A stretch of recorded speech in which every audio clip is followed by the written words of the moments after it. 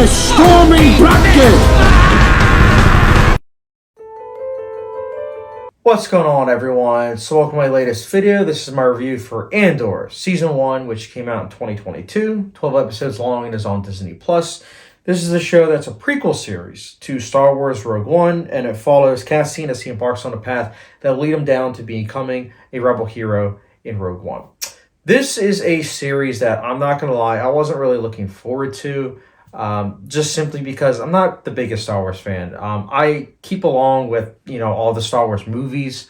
And in terms of the TV shows, I did watch The Mandalorian. Thought it was okay. Book of Boba Fett, didn't watch, but I can understand and respect why people like Star Wars, but for myself, just not really the biggest fan. I think it's okay. But I do have a lot of respect, especially for the original Star Wars trilogy. And it's a shame that I don't love Star Wars as a whole because I love sci-fi. I think sci-fi is an incredible genre. 2001: A Space Odyssey, Blade Runner, Minority Report, Dark City, movies like that. I love the genre. I love, how it encapsulates building a world that's fresh, but at the same time feels like it's putting up a mirror to us as a society. Like, I like that. I think that that's the good stuff. But I just never really got that from Star Wars. So the reason why I'm saying all this is so that way, if you're new to the channel, you're kind of getting an idea on where I am as a viewer.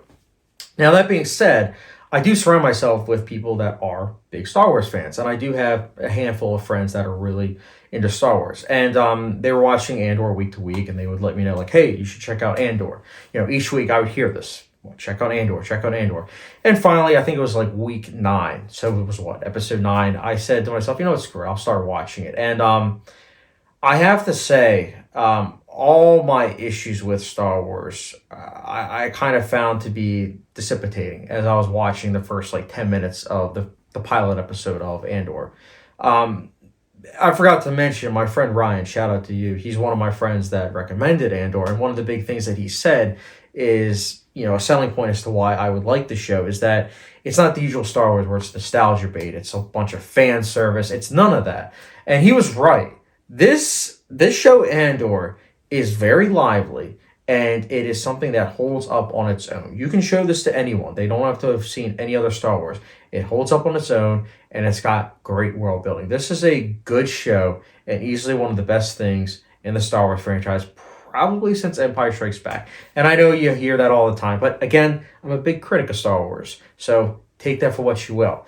This show is just incredible in terms of what it does with the world building. Like, I felt like every single location, it felt alive. It felt like these characters were actually there. A lot of practical effects were clearly utilized. Don't get me wrong, there's the usual CGI, but it blends really well with the practical effects to the point of where it's not distracting at all.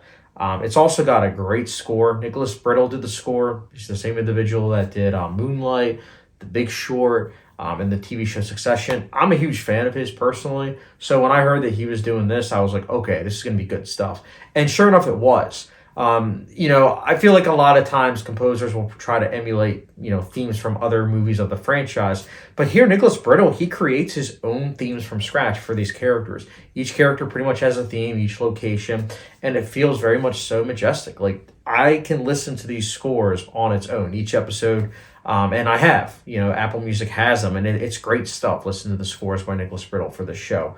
It's very well acted too. Every single performance, they all give it their all. And what I especially liked is that all these actors are not only giving it their all, but they're playing characters that are so very well developed. All these characters feel, again, like they're alive. They feel like they're actual personable, where you actually get to know and care for them. And I also like how these characters are dealing with a lot of things in this world, such as fascism and the politics around that, in a way that feels both like, going back to what I said earlier, the best of sci-fi, where it's like, you hold a mirror up to society and you say, see?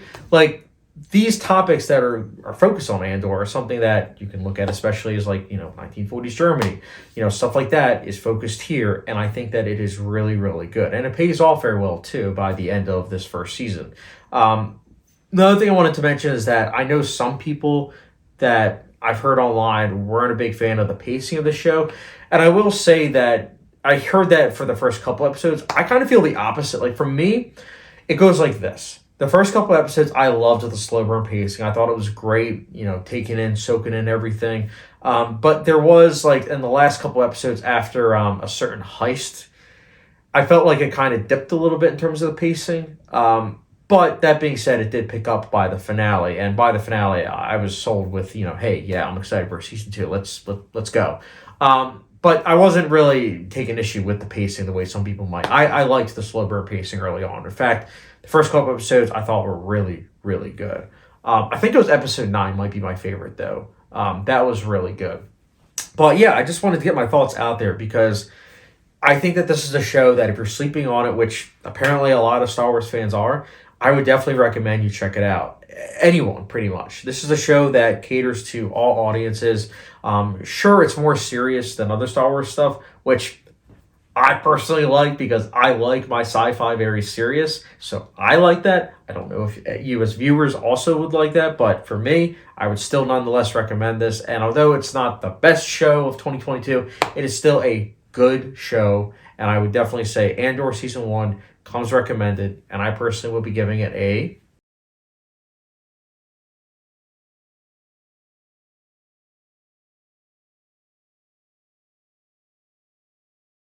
But yeah, guys, if you've seen Andor Season 1, let me know your thoughts in the comment section down below. Kept it spoiler-free because, again, if you are sleeping on the show, don't want to spoil anything. But I really do appreciate you guys watching. And as always, don't forget the subscription, notification bell, follow me on Letterboxd, and I will catch you guys later.